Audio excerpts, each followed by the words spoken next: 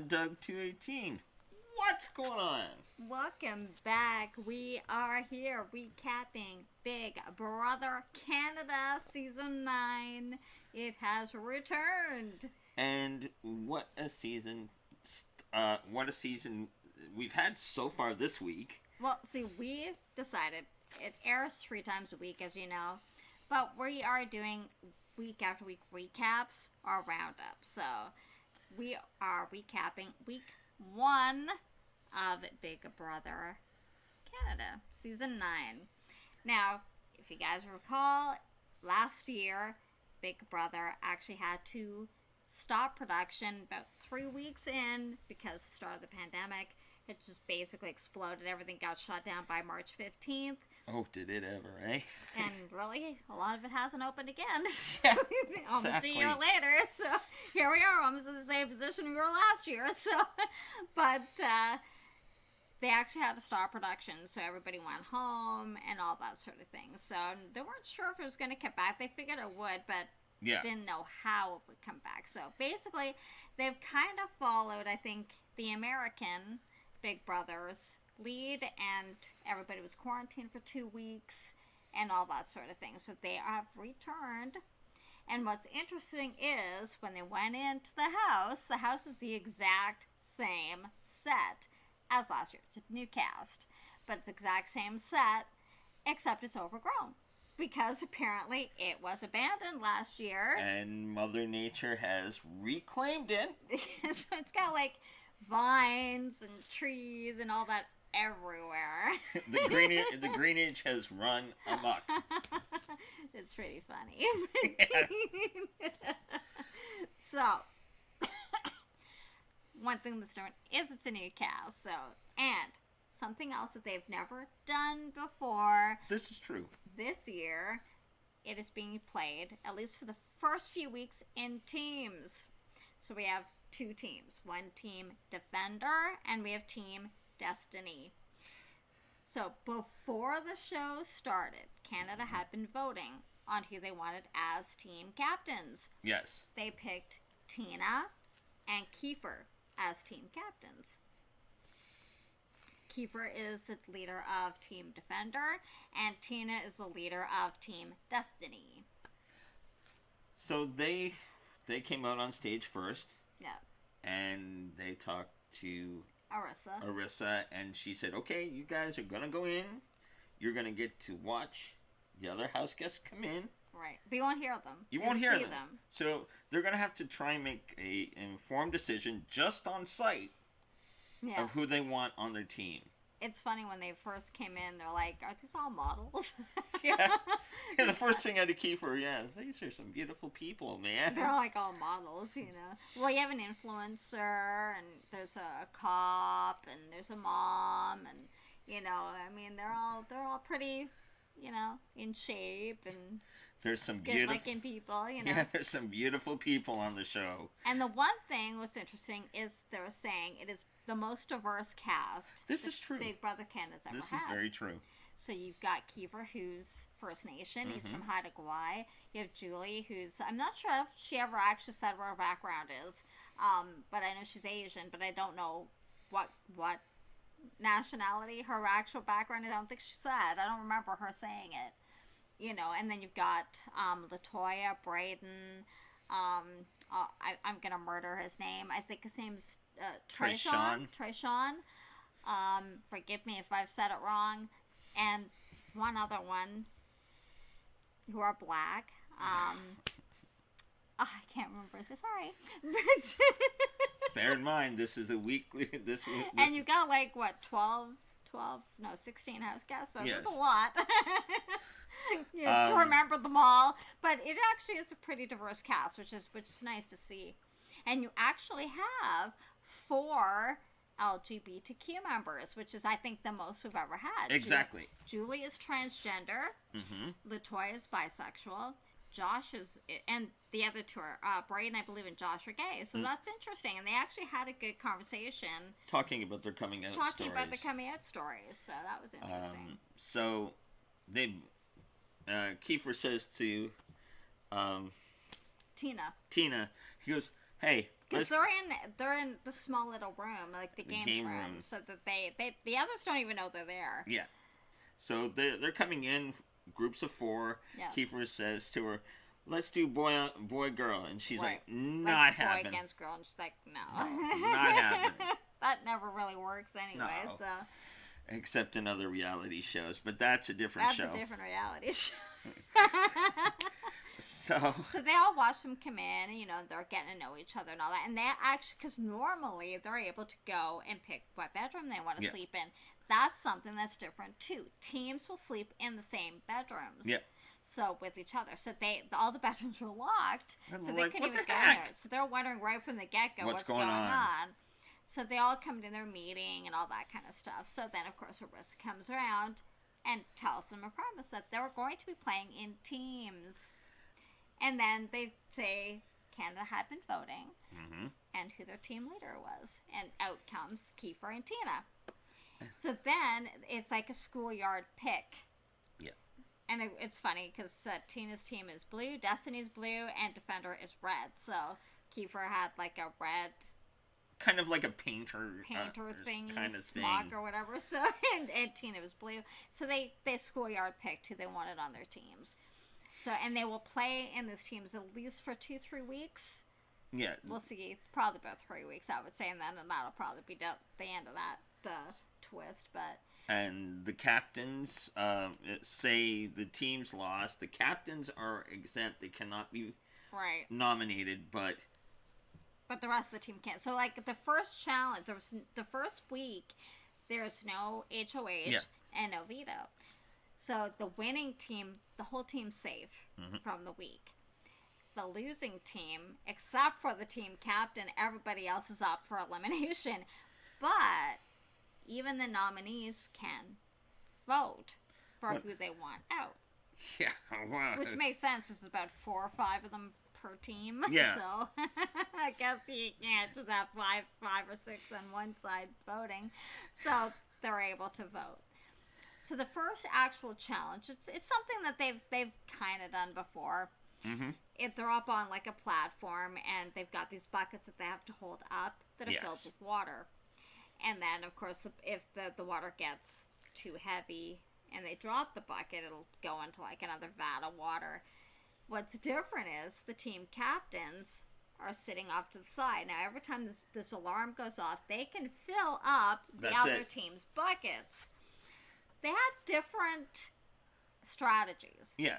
Tina's strategy was to pick one of the stronger guys. Yeah. And fill up his bucket first till he dropped. Kiefer decided to give all of them on her side water. Tina's strategy worked. Team Destiny won the first competition. So they're safe for the week. And, of course, now Team Defender is now up for elimination. And, Kiefer, he tried. He was trying to be a good cheerleader for his team. Yeah. He's like, hold on, come on, you can do it, you can do it. Yeah. And actually, it's funny, because some of the stronger ones were actually dropping out first. It's kind of like you wouldn't think some of them would have. Some of the bigger guys actually dropped out before some of the smaller girls did. That's true. Very weird. It was like you said, it was a very strange occurrence to have happen. Now, that could be because they were being targeted more with more water in their buckets, and maybe the ones that they thought were weaker. Could be. I don't know. But, I mean, I think if you were going to do that, wouldn't you want to also kind of target the ones you think are going to let go quicker than the ones you think could hold on longer, too? I mean, it's like, in a way, Kiefer's idea was kind of sound. They both had sound philosophies, but I think, the other team's captain was just going for the throat. Let me take out the biggest gun first. Right, yeah.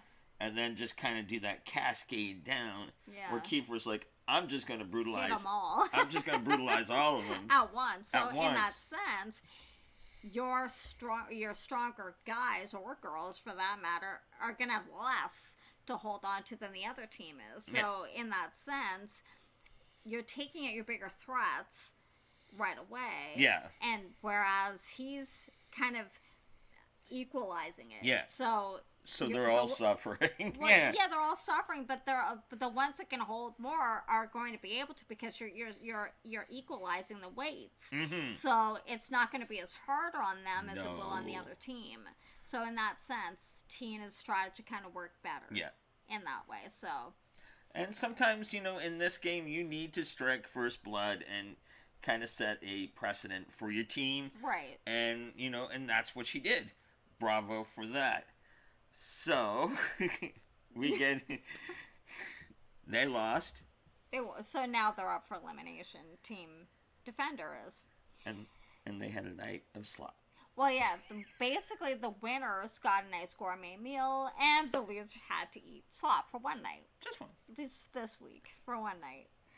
And it was Braden, I think, was Braden's saying, like, I'm not eating that. Heck no. I'll starve. And Kiefer's like, I've got a weak stomach. And, they popped the lid off, and all you heard was that. Well, because I'm not sure who was. I don't, was it Julie? I think said it smelled like fish food. And so, of course, that made Kiefer's stomach kind of heave a little bit even more. And like, don't say that. So, like, but when it's funny because they took the bucket, like they made it in the bucket, and then they took it upstairs to the bedroom. What the heck? They finally got their bedroom. They took it upstairs to the bedroom. I think because they didn't want to watch the other team eat their gourmet meal. Yeah. So, and a lot of them were saying it wasn't actually as bad as they thought it was. Would be. Braden's kind of looking around the room going, oh, heck no. I'm not doing this. No. You better get used to it, Braden. I am not doing slop. Because chances are you're going to be on slop more than once this season, so. Exactly. Better get used to it now. So then the discussion got to who was the weakest link. Well, they were talking about, okay, now you're starting. It's actually, there was the two guys. I think it was Trayshawn and, for Pete's, I can't think of his name. They're both on two different teams. But they kind of hooked up. They're already talking. They're like, I know we're on different teams, but they're not going to stay on different teams.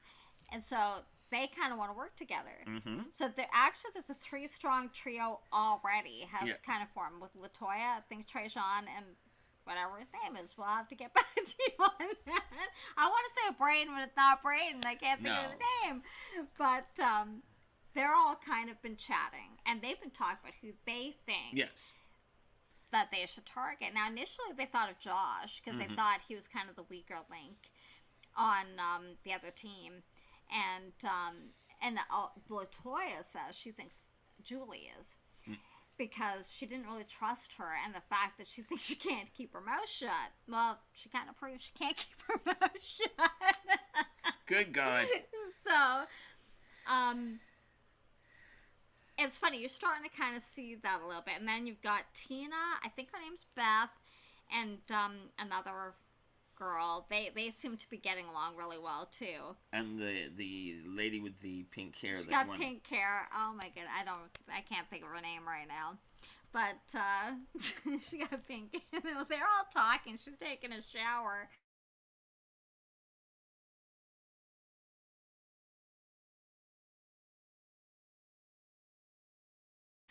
So she comes out in the bathroom, and she comes out of the shower, and she forgets she's naked. She grabs the mic. She holds up her towel really quickly, and they're laughing. They're killing themselves laughing. It was hilarious. She was laughing. The one was laughing so hard. You would have swore she would have peed herself, because she was so red in the face, and like others are coming into the bathroom. Like, what's going on? And they just can't even answer. They're just laughing so hard. And she's so like, funny. I need a face wipe. Oh my god. It was so funny. And so they've kind of made friends somewhat too, and they like that. So whether or not that still exists to this day, because now we're starting to see there's more alliances starting to form. So obviously this is the first week before feeds ever even went on, so things probably have changed by now. But feeds are on now, but they weren't then. But so that was funny. But anyway, so then you're seeing Josh and Julie spending a lot of time together. And Josh kind of made Julie his confidant. Like, he told her a lot. He thought, I mean, he's not wrong, that they should really target the alpha guys. Which makes sense. Yeah. You know, so, because it's not like Survivor, it's not like you need your big, strong guys, you know, because it really is more of an individual game than Survivor is at this point, so even if you're on a team, but, he was saying they should target them, because he didn't want to end up with, like, a pretty boy, situation. Like, yeah. Oof. So, which, you know, you can't blame them, you know, and so... But what does Julie do? She goes and tells a whole bunch, including LaToya, who's with those same guys Josh thinks they should target, and tells them. Which, of course, just reinforces LaToya thinking they need to get rid of Julie. Because she can't keep her dang trap shut. Right. I mean, I understand, but you want to strategize and stuff, but you have to know who you can trust and who's with who and all that kind of stuff. So she was just telling everybody, like she had them all into the pantry and just telling everybody. So, and then it's funny once they all laugh, she's like, "Why can't I keep my mouth shut?" I don't know, but anyway. So it's basically they're just really wondering who to get rid of at this point. So, at one point, Josh is talking to Julie, and he tells her that her name has come up about being eliminated. And she goes, "Who told you that?"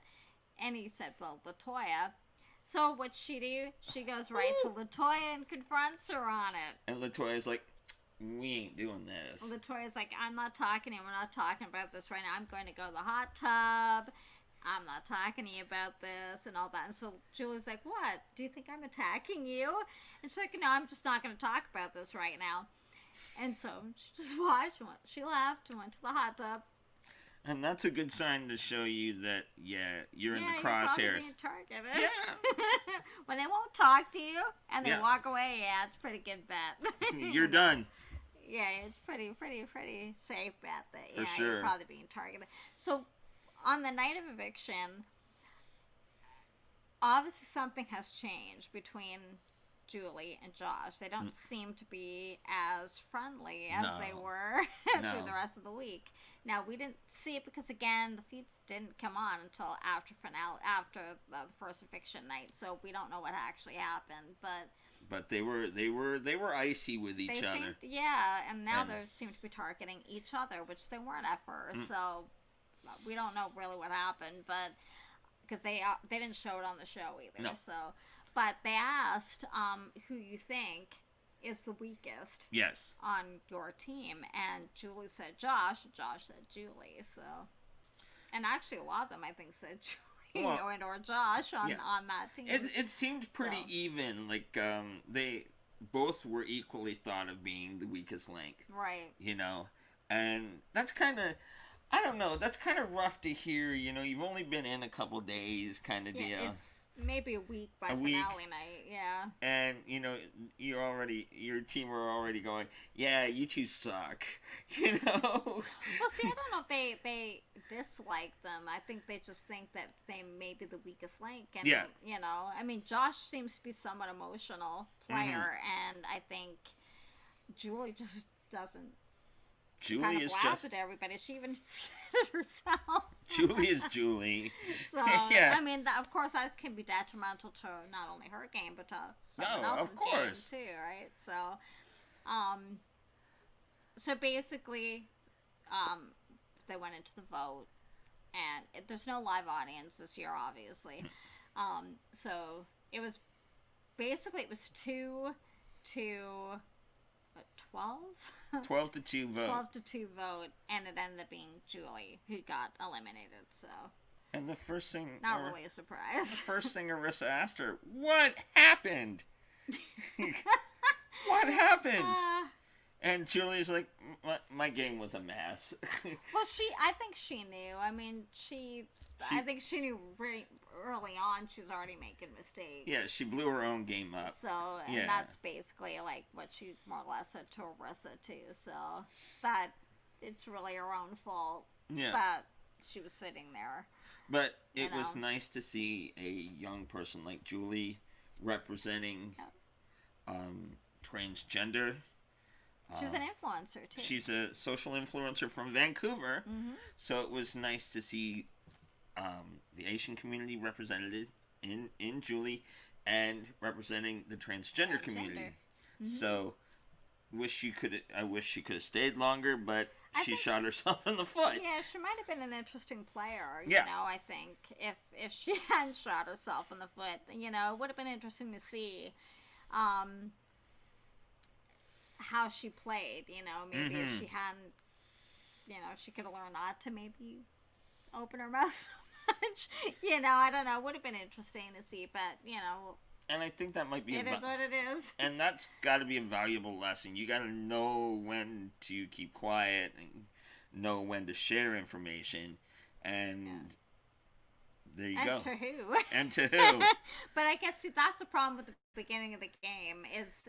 You're still sussing everyone out. You're still learning. Yeah. And actually, I forget, it might have been Trajan who said in the beginning even that you don't really know enough about anybody just yet. How can you make decisions? You can't really make decisions yet because you don't really know each other that well as of, at this point. So, you know, now obviously they know each other a little more because it's been over a week. But still, I mean, a week is still not that long. No. You know, but you have more of an idea of what people are like. So, of course. And if you really want to work with them or not. So, but it was interesting. So Julie's our very first evictee. Not really a surprise. No. Actually, I kind of thought they might have gone with Josh because he seems to be a bit of an emotional player, but they didn't trust Julie, so. He may not be long either. Like, if he's as emotional as it appears. We'll see. Because we already have our first HOH, which we will tell you now so you don't have to wait until next week. Spoilers. We'll explain next Sunday what the HOH competition was because we didn't see it. Here in Canada, they do not show the competitions on the feeds as they do in the States. No. So we can't tell you what it was. You just get it by what they say. So who knows? But anyway, so the first HOH this week is Austin. And again, it's Team Destiny who is on top again. Poor Kiefer's team can't catch a break. Not yet, anyway. So Austin has won, and she has nominated Kiefer and Josh. So at this point, not sure who the target is. Have a feeling it might be Josh, but you know, it could be Kiefer. So don't know yet. So that's who she has nominated. POV will have been played, but won't tell you that till next week. Nope. Only one spoiler. One spoiler, so. It was a pretty good week. It was a good opening week, yeah. And it was very different. And it was because of the fans that they brought the show back. Well, last year, the fans actually petitioned because it was actually not necessarily going to be brought back. And what's interesting, because it doesn't make sense because it is a popular show here, and it does do very well in the ratings, so it didn't really make sense why they weren't going to bring it back. But it wasn't actually potentially going to come back, and it's actually the fans who pushed to get it to come back, so that's why they did give it a season 8. And then, of course, the pandemic hit, and it was only back for 3 weeks. So, and then it all got shut down, and now it's back for season 9. I mean, really, is it season 9? Or is it season 8? Part 2. So, but they're calling it season 9 anyway. But anyway, so it was a good first week. Yes. Second week has started. The live feeds are up. They are free. So if you're in Canada, check them out. If you're in the States, you'll need a VPN to watch them, I believe. So, but check them out. They're pretty cool. Bear in mind, they're not on a lot. No. So, anyway, thanks for watching. Hope you liked it. Give it a thumbs up if you did. Don't forget to subscribe and hit the notification bell so you know. So, you know, whenever we go live and recapping Big Brother Canada. And thank you for watching, guys. See you next week. Bye, guys. Bye.